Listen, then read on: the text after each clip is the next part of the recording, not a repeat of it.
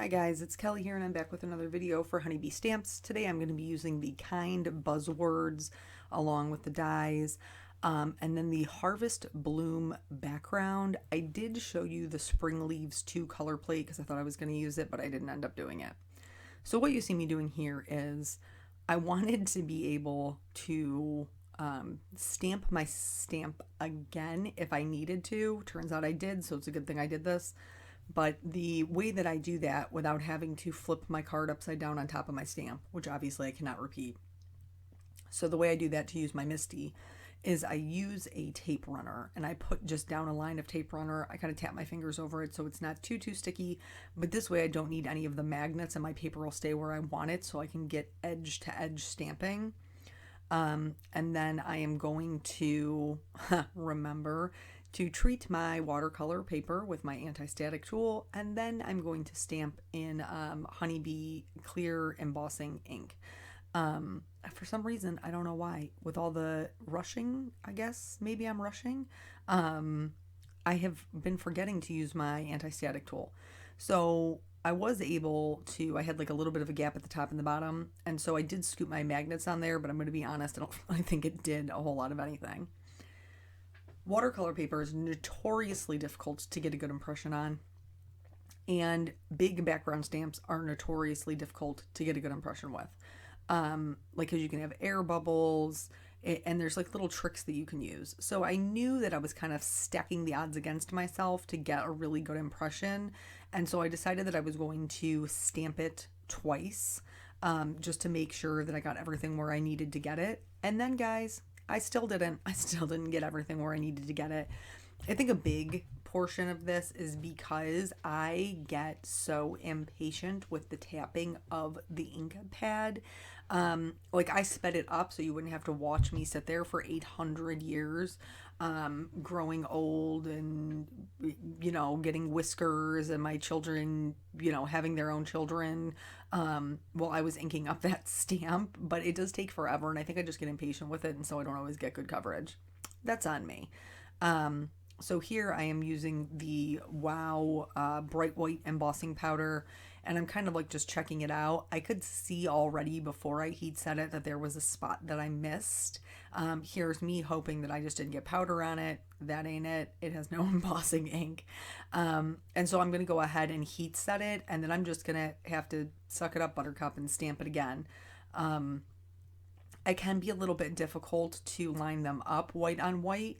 But fortunately, I am using the Misty, and so I don't really have to worry too much about it. It's not foolproof. It's not 100%. There can be, movement of the paper because I don't have it right up against an edge. I just kind of have it free floating in the middle. But what is going to help me out with lining up my stamp a second time is, remember that anti-static tool with all that powder? It leaves an outline of the card on my Misty, and so I can just drop it right back in that same square that I previously used, and then I should be able to stamp right on top of it.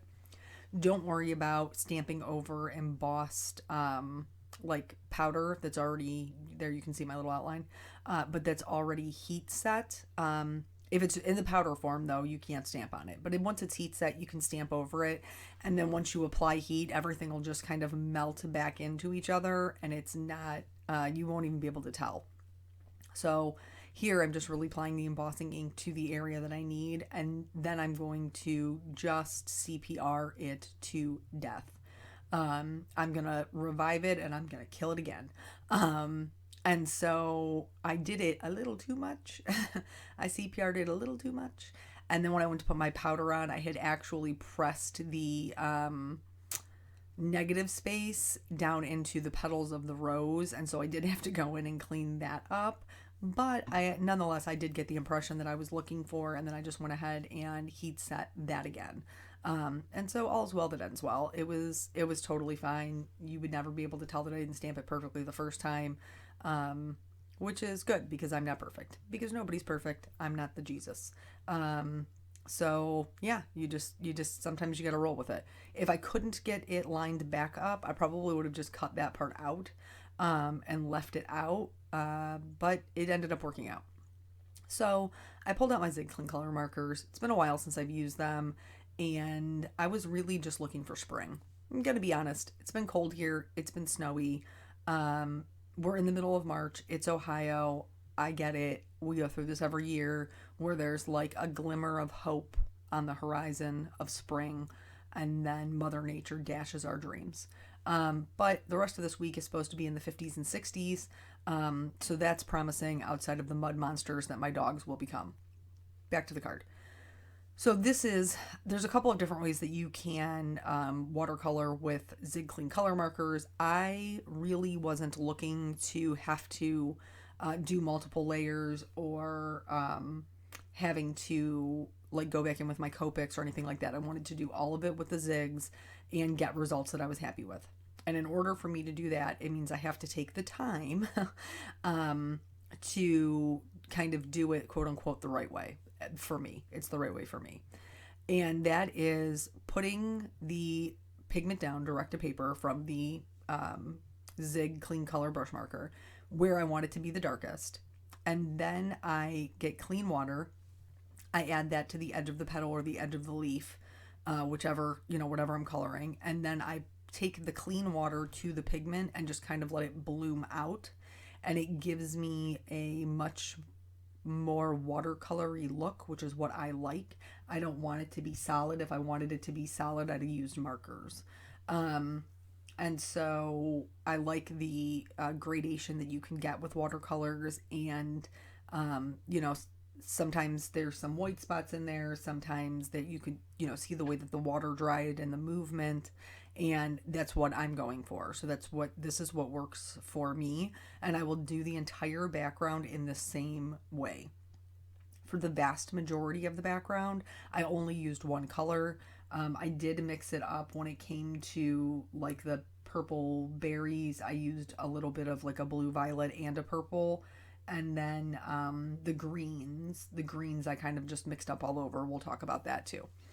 So we're 7 minutes into this video. Hopefully you've hung out through my explanation because there's a sale. Yes, there is. Honeybee is having a green week because it's St. Patrick's Day. So all things green are on sale in the shop for 15% off. There's no code needed. It's added to your cart. After you put it in your cart, you'll be able to see the price of it with the 15% off.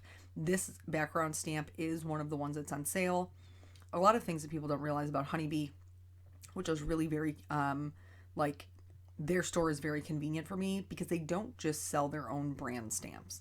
They sell Gina K envelopes, and they sell cardstock, like Craft Perfect cardstock. They sell Nuvo glitter paste. So they have all kinds of things that are in there, and so typically I can kind of one-stop shop it for like my Nina or my watercolor paper. And so all of these things, there's several of them, all the green items, pens, markers, paints, glimmer paste, mousse, sequins, like all the green things are on sale. But then there's also other things that are green, like flowers. Like this background says flowers. Those are green, and so those are on sale. We got to talk about the card again. So here what I'm doing is I didn't really have any gradation in that particular petal. And so I went back in with a damp brush. No, it wasn't filled with water. I had dried it off. It was just damp. And then I let the brush absorb the water so that I could kind of control the pigment that was in there, because it was just too one tone. And in order to make it match the rest of the flower, I needed to suck up some of that pigment. You can also do that with a paper towel, but with the paper towel, it's going to suck it up from the entire petal. Whereas if you go in with just a damp brush, and you'll see me do it a couple of times here. I know we're sped up. I had to. I know that we're sped up quite a bit, but you will see me do it a couple of other times where I am trying to, absorb some of that pigment to make it look like it has different tones in it, instead of like we're just using one color, which is really all we're doing. PPS, this particular Zig Clean Color Marker, this hot pink, is my favorite color. I know blue is my boyfriend, and we're going to do a blue flower, which I will love. but I love this hot pink. I think it is so pretty for flowers. I cannot stop myself. So yeah, that's just something to note. I will link below the sale if you'd like to shop through that link. I would always greatly appreciate it. But then there's also stamps, dies, cover plates. Like there's all kinds of stuff on in this particular sale that's all 15% off. So I would encourage you to check that out. The spring blooms, which is a very similar one to this one. I actually have a video with that. I'll link it below too if you're watching on my YouTube channel, so that you can check that out. If you're looking to, if you've picked up that stamp set and you're looking for some inspiration, I have that one I believe is Copics. I think I colored it with Copics, and not watercolor. So you kind of got two different ways to color very similar style stamp sets. Yeah, so we're just going to be doing a lot of watercoloring. This whole thing took me probably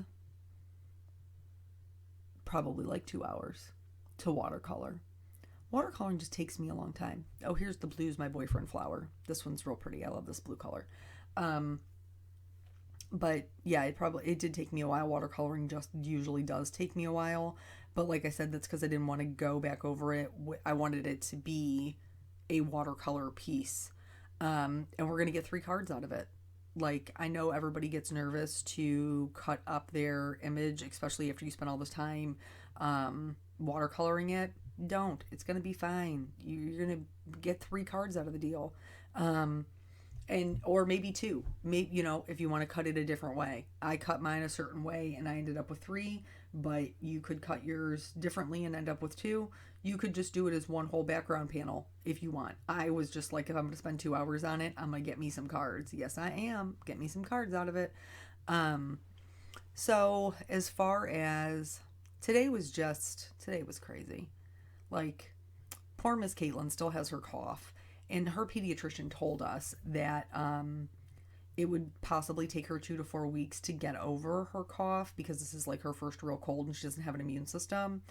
But that poor baby coughed for a half an hour this morning before she finally woke herself up. Her dad and I were both up, just laying in bed listening to it because there's nothing we can do for it. But she just coughed and coughed and coughed, and she still has. We're hoping that means it's kind of breaking up. But interestingly enough, according to our pediatrician, I guess they're even finding this in older children because we've been masked for 2 years.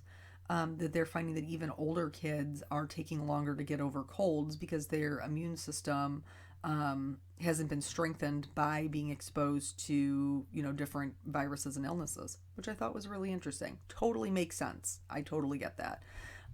But I still feel bad for my poor little jelly bean with her sad little cough. So got up this morning, did that. And I don't think... I know that I'm busier than a lot of people, okay?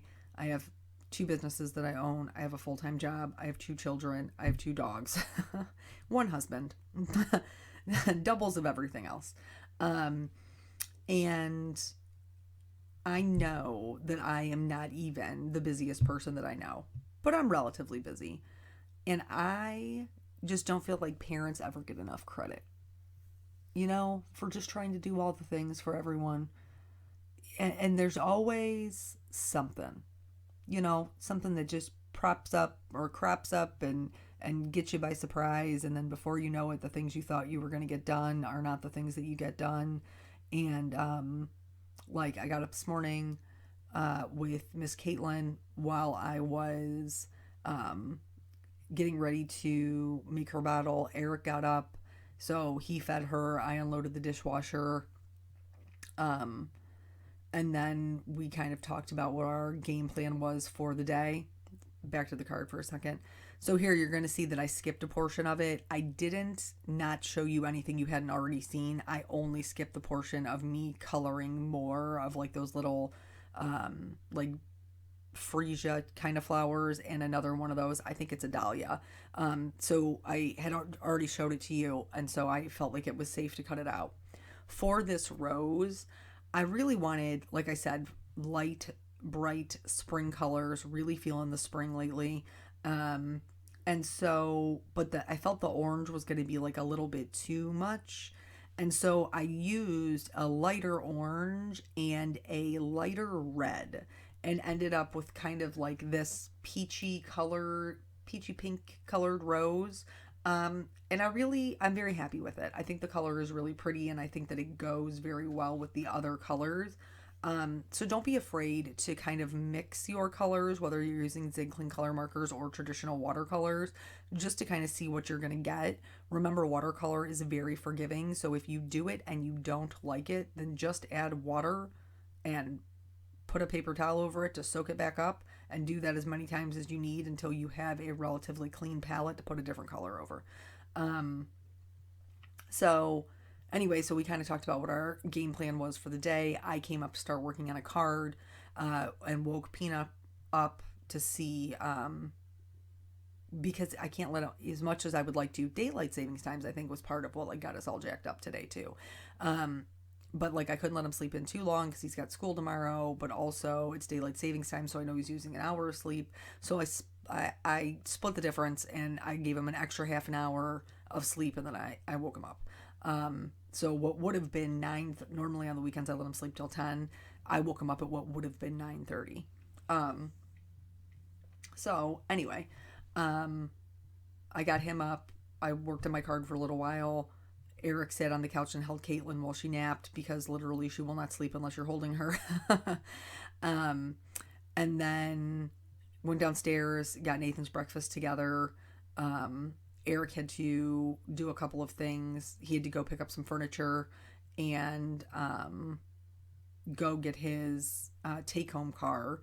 There was something else that he needed to do too. I can't remember what it was. Pick up furniture or whatever. So he was taking Caitlin to my mom's so that I could work in the craft room for a little bit and she could kind of visit with Nan. And then Peanut stayed home. Now that he's getting a little bit older, I know that he still adores my parents, because he's always like, can I go, can I go, can I go? But he's kind of torn because he also he's old enough to play with his friends, and he really only has the opportunity to do that when he's here. He doesn't have any friends in the neighborhood at his dad's house, and so I think he's kind of torn about how to spend his time because he wants to see Nana and Papa, but he also wants to play with his friends. He tries to strike a balance. But anyway, so he went and played at a friend's for a little bit. Eric brought the furniture home, then went to go do his take-home car. I finished my card, started editing. He came home, cleaned the bathroom, cleaned our bedroom, because he's awesome like that. I know that that's not common for a lot of people, especially if you are older. Well, you know what? That's not even true, because my middle sister, and this arrangement works for them. This is no judgment I by any means, but they have he does the outside, she does the inside rule. And I don't know, I just always felt like you only got to cut the grass once a week. You know what I'm saying? Like, not that it's not a contribution, it certainly is. Eric does our outside things. But like in the winter, you only have to snowplow if it snows. What are the outside things in the winter? Like, can you vacuum something or dust it? I'm very fortunate that my husband's awesome and he does those things, and that's not an issue between us, but it was also something that was very important to me to find in a partner. So back to the card. Here I'm trimming down the end pieces, and then I'm going to cut this thing apart. I know you're going to cringe. I know you're going to be frightened. Just hang tight. So I kind of looked at it a couple of different ways, and I decided that I wanted that big pink flower. And so I decided I was going to cut out of that top left corner there a 3x3 square. And then I was going to be able to use that for a card, which would then give me what is that, two and a half? Yeah, 3, because it's 5.5. So it would give me a 2.5 wide section by 4.25 to use on another card, and then it would give me this 1.5 by 2.5 inch little teeny tiny section. I shouldn't say little teeny tiny. It's enough to carry a card with a larger sentiment, which is what I have.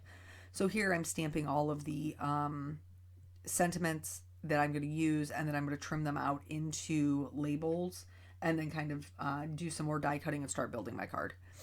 So he came home, cleaned the bathroom, cleaned the bedroom. I finished editing. I went to go get Caitlin from my mom's. Peanut came with me. When I got home, I immediately started making dinner. We had dinner. From dinner, Peanut, one of his chores is to do the cups and plates. I don't make him do the pots and pans for right now. As he gets older, I'm sure I will make him do those too. Because chores are important. They teach responsibility. Here I'm cutting out the kind Honey Cuts the dies, and I'm using like a light gray. And then I'm going to stack these on top of each other. I'm going to use each one for all 3 cards. And so then Peanut did the cups and plates. Eric did the pots and pans. And then I gave Miss Caitlin her bath.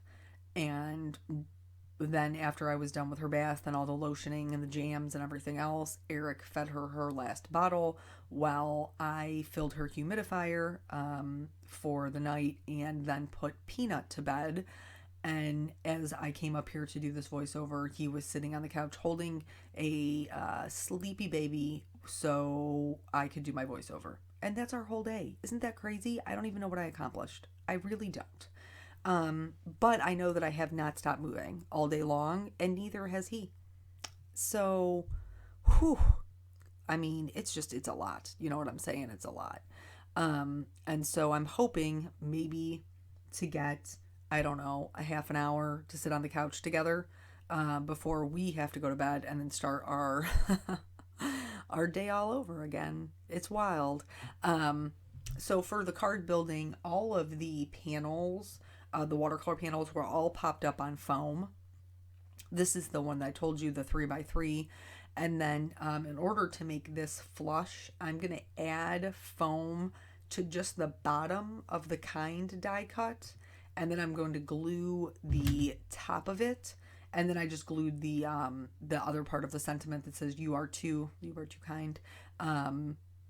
And I'm going to, just like I said, just glue that down flat and stack up the other part with foam. I did this same thing for the larger panel, where it's kind of, part of it is flush on the watercolor panel and part of it is popped up on foam, just because I like everything to kind of lay nicely. And I guess for me, like as a design element, it kind of makes the card feel like it all goes together. You know what I'm saying? Here I forgot about the D. That was terrible. It was my fault. I forgot that it would be hanging off the edge, and so I didn't put any foam up top, and I needed to, so I just kind of slipped it behind the back of it.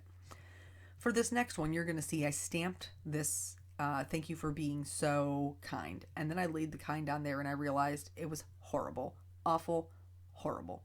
Because I cannot make them go together. It's not a good design. Because all of my watercolor panel, my sentiment, and my die cut are all almost exactly the same length. It's all bad. So then what does my genius self do? I was like, I'll pull out the stamp. Maybe I'll do that. Okay, Kelly, the stamp is the same size as the die. It's the same size.